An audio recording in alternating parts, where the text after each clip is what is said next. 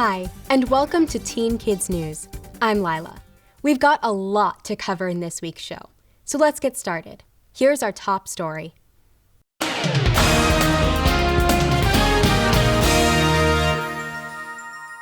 This report is brought to you by the National Road Safety Foundation. Just to bring you up to speed, last week we met Jackie. She's this year's winner of the Drive to Life PSA contest. It's sponsored by the NRSF in partnership with Young Minds Inspired. YMI creates and distributes educational materials to teachers and families across the country. In addition to winning $2,000, Jackie was given the opportunity to turn her concept into a PSA for national broadcast. The NRSF flew a professional TV crew to her hometown in Arizona. So this is a clapboard. We don't really need to clap each time, but we need to hold it up because it tells us the scene we're shooting and the take number. And then when we're in the edit room, it makes it easier to find the takes that we know we want to use, okay? My idea was showing how teenagers speak up about things like in a restaurant when they get their order wrong, but maybe they're a little bit more hesitant to speak up about their safety in the car. Jackie's family and friends agreed to be the actors in the PSA, along with Jackie. Mom, you shouldn't be texting. Stronger. Mom, you shouldn't be texting. Good. Now it's time for Jackie to show her finished PSA to the contest sponsors. Hello everyone, my name is Jackie Giles and I will be presenting my PSA on speaking up for safe driving. Before starting, I just want to thank everyone that is a part of this. This is something that would have never even crossed my mind as a possibility.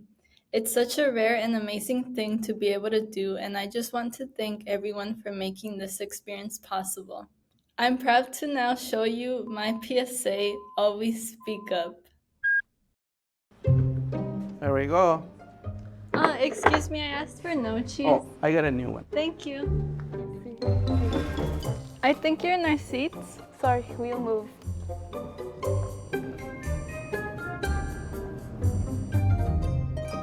You spoke up at the restaurant. You spoke up in the theater. Why not speak up now? Mom, you shouldn't be texting. Lo siento. Thanks, Mom. That was great. Very nice. Very nice. Really good. Congratulations. Wonderful. Good job. Really nice. I really liked it. Gets the message across really nicely. Congratulations, Jackie. You did an amazing job with your PSA, and it's great how you were able to convey the message about speaking up in different scenarios that we often are in. And then you chose to speak up, especially when you were with an adult. Oftentimes, young people are afraid to speak up to adults, but you did the right thing in this video. Great job. Thank you. Ditto to everything Michelle just said. I think the way you related different scenarios to a passenger in a car was really cute and interesting. I really enjoyed it. I thought it was very well done. Very simple, but in the best way when I say simple. It really does convey the message in a naturalistic way. I really liked it. Really good job, Jackie. As everyone has said, it gets across the message effectively. No clutter, very straightforward. And it's kind of nice that you brought your mom into it, too. Yeah. Yeah, I especially like the way the lead-in situations had that little bit of, it takes a little guts to send something back at the restaurant or to get somebody to move out of your seat. So they were really good examples of recognizing that speaking up isn't an easy thing to do. But you do it in other situations when your life isn't at stake. So why not do it now? Just a really insightful and effective PSA. Thank you. Jackie, what was the best part of working on the PSA? The actual filming process was really interesting to me because I didn't realize how much actually went into filming a PSA. Why is a contest like this important for teens? I think contests like these are a really good idea for young people to do because we're able to express our ideas and say how we feel about certain situations, like speaking up for safe driving. What are your plans for the $2,000 prize money? The money's going straight to my university tuition. Nice. Thanks, Jackie. To find out more about the next Drive to Life contest, as well as other contests sponsored by the National Road Safety Foundation, check out nrsf.org. Who knows? Maybe we'll be doing a story on you. For Teen Kids News, I'm Katerina.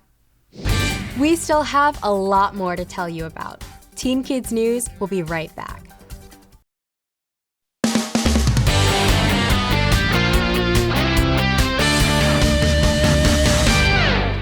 In our Bit of Belgium series, Emily tells us how a storm was the key to prosperity for a landlocked city.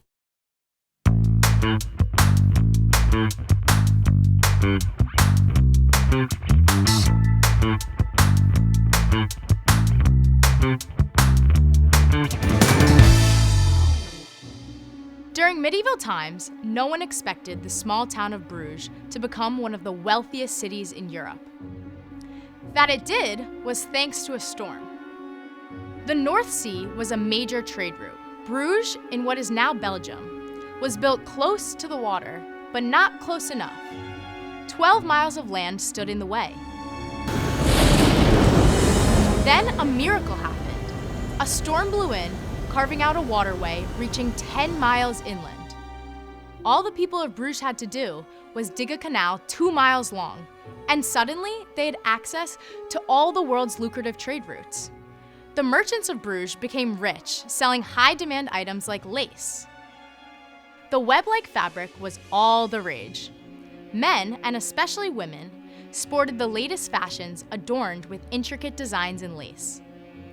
As the money poured in, Bruges went on a building spree. They erected one of the tallest bell towers in Europe. Century after century, its bells rang out the hours. They dug canals throughout the city. Back in those days, canals were highways that carried merchandise.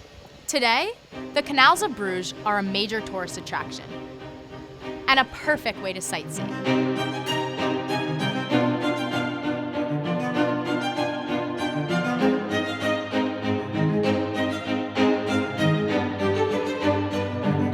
As you glide past old buildings and under arched bridges, tour guides tell the town's history in French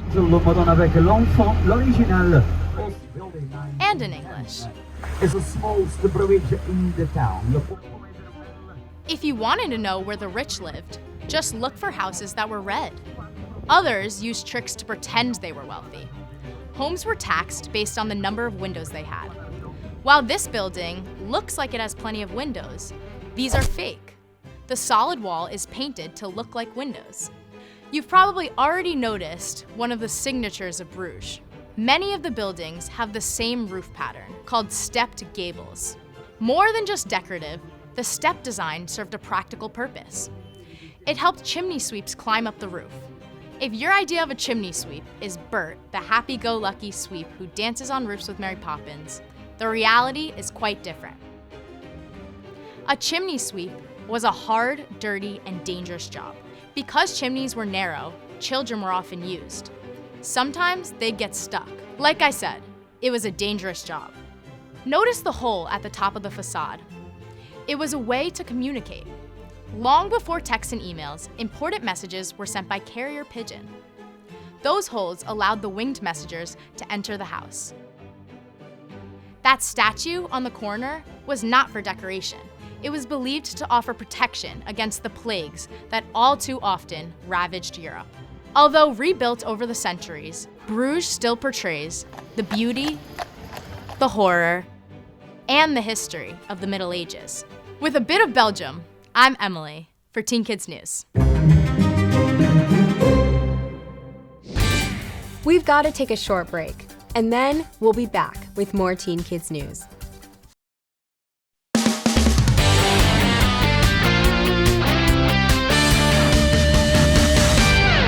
This report is brought to you by Canon USA. It's home to some of the strangest and most beautiful geological features on the planet. Neon-colored thermal ponds, bubbling mud pots called fumaroles, and exploding geysers.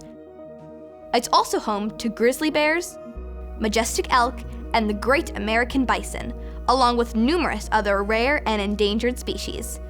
It's Yellowstone National Park. Located in the western part of the country, the park's 2.2 million acres cover parts of Wyoming, Montana, and Idaho. Yellowstone was our nation's very first national park, but things almost went a very different way. Back in the late 1800s, there was a push to chop up this area of spectacular natural beauty and auction off sections of the land to private developers. The fact that that didn't happen was thanks to a recent invention, the camera. America was slowly recovering from the terrible Civil War. While the Washington Monument stood far from complete, work on the dome of the US Capitol was finally finished. Unfortunately, few of the congressmen sitting in the chambers beneath the new dome had any idea of just how spectacular Yellowstone was. So, selling off pieces of distant Yellowstone didn't set off any alarm bells. That's when Ferdinand Hayden entered the picture. Literally. He led a team of surveyors and support staff to document the area for the government. He had photographs taken and sent them to Congress. Those photographs helped convince Congress not to put Yellowstone on the auction block. In 1872, President Grant signed the Yellowstone National Park Protection Act. Today, the camera is again being called upon to play a role in protecting and preserving one of the world's most unique ecosystems. To explain that, we're joined by two gifted cameramen, photographer Chaz Glatzer and videographer Nathan Lee Allen. Thanks for joining us. Thanks for having us. Appreciate it. Yeah, it's great to be here. Chaz, you're no stranger to the wonders of Yellowstone. In fact, you took many of the photos we just saw. Yes, I did. I've been photographing in Yellowstone for the past 20 years.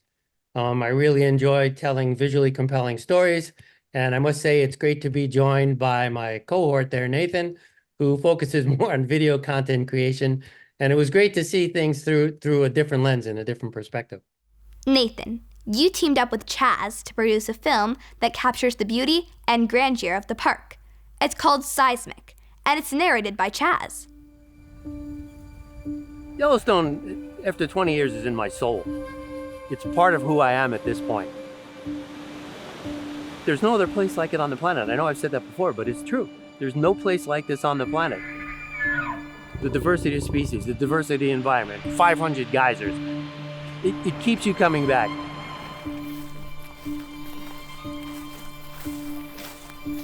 What you learn as a wildlife photographer is there's no such thing as I'll be back tomorrow. Every day is different here. You certainly hooked me. The film is part of an initiative called Yellowstone Forever. One of its partners is Canon, a company that makes cameras. Tell us about that. This film is really has two main goals. Really, it was to showcase the beauty of Yellowstone, how diverse, how dynamic it was. But it's also just to highlight just how important it is to protect and preserve it. And I think draw attention to how Canon is supporting and providing equipment like the Canon EOS R5C, which is the actually camera that we actually use to film this project. And this all will help sustain the park for future generations to come. For us non-professionals, what's so special about that camera? It's a compact, lightweight, full-frame hybrid camera. So that means basically it combines professional level stills with cinema level video, and you're able to have both in one camera, which is great for a lot of people that are creating today that need photo and video at a high level. Cool. Over the years, Yellowstone has faced a number of challenges. In 1988, the park was swept by huge forest fires. Fortunately, the area has mostly recovered. And just 2 years ago, flooding caused lots of damage. You've seen these and other changes, haven't you, Chaz? Yeah, I mean, I originally started going in when the '88 fires happened. So I'd seen the whole landscape transform from, being burnt back to what it is currently, and seen the wildlife migration patterns change. And It's just been amazing. More recently, we had the big giant flash floods. We recently had the global pandemic, and that affected a lot of the visitation in the park because people weren't traveling overseas. So the park now is experiencing record numbers of visitors. And you don't have to visit the park to enjoy some of its wonders, thanks to the webcams. Yeah, we're pretty fortunate. Canon recently put a PTZ camera up. It's perched right next to the Old Faithful Wapiti area. And we had the Wapiti pack of wolves actually in the Upper Geyser Basin that was live streamed and people could witness it in real time. Just so everyone's on the same page, Old Faithful is a geyser, the most famous geyser at Yellowstone. Basically, it's like a mini volcano, but instead of lava, a geyser throws super hot water and steam into the air. And it's called Old Faithful because its eruptions are very predictable, typically at least one every 90 minutes. Speaking of being predictable, Nathan, what's your prediction for Yellowstone's future?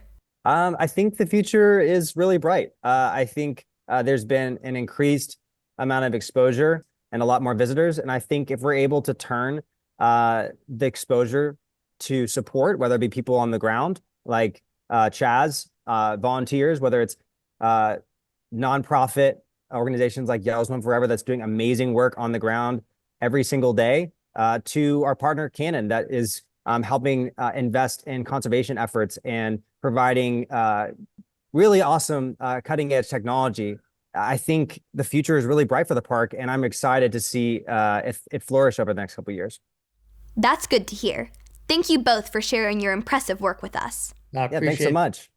If you'd like to learn more about Yellowstone, there are two websites you can check out, usa.canon.com and yellowstone.org. For Teen Kids News, I'm Alexandra. It's time for a quick commercial break, but we'll be right back with more Teen Kids News, so don't go away. Every state has one, and each is unique. Here's Flag Facts.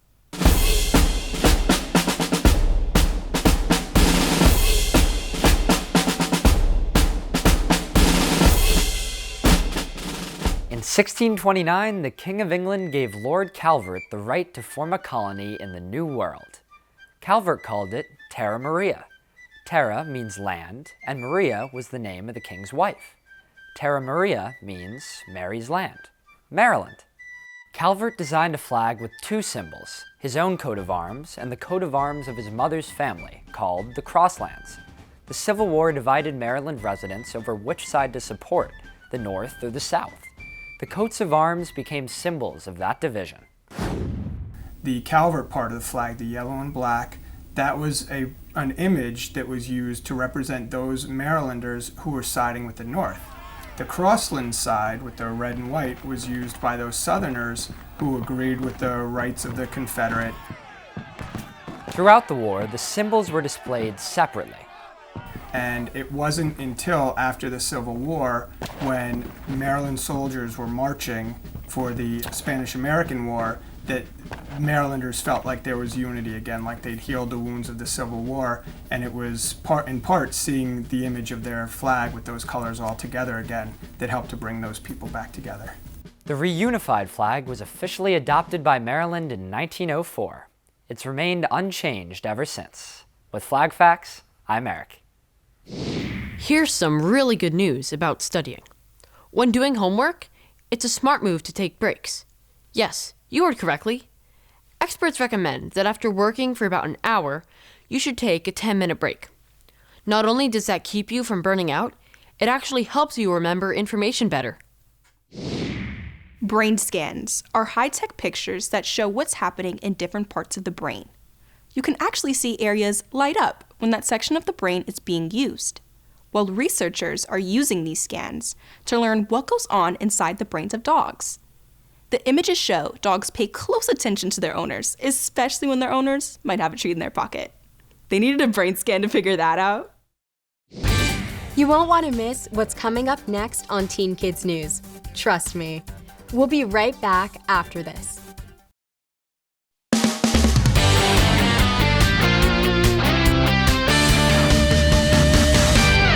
Do you use emojis when you text? I know, it's a silly question. Of course you do. Just about all of us do. Those cute little faces help us to not only save time typing, but also to convey a feeling. Wanna guess what the most popular emoji is? It's this one, the laughing face with tears of joy. Come to think of it, I do use that one a lot. If you love ice cream, you'll love to hear this. There's actually a National Ice Cream Day. It was made official by President Ronald Reagan way back in 1984. He designated the third Sunday in July to be the day we all can scream for ice cream. In fact, he even went a step further. He made all of July National Ice Cream Month. Every year, many ice cream stores join in the celebration by offering sweet deals on the sweet treat. So, next July, remember to go online and check out where you can scoop up some savings. For Teen Kids News, I'm Mason. Well, that wraps up our show for this week. But we'll be back with more Teen Kids News next week. See you then.